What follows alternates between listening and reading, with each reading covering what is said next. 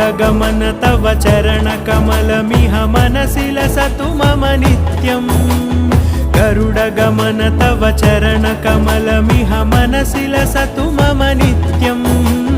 मनसि लसतु मम नित्यम् मम तापमपाकुरु देवा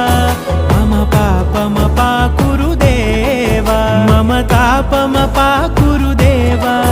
मम पापमपाकुरु देवा